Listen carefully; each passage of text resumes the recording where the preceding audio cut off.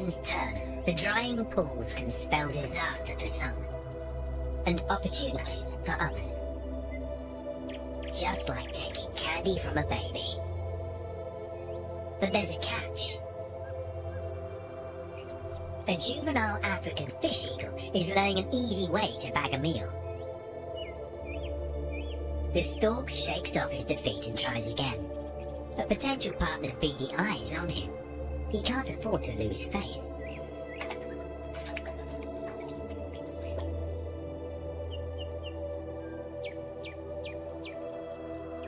He usually nips off their spines before swallowing.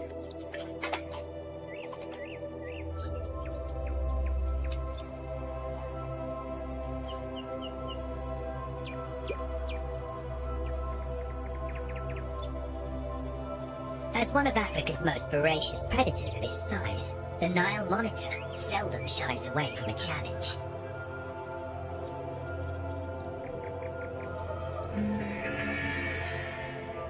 The stork watches helplessly as another catch slips through his beak.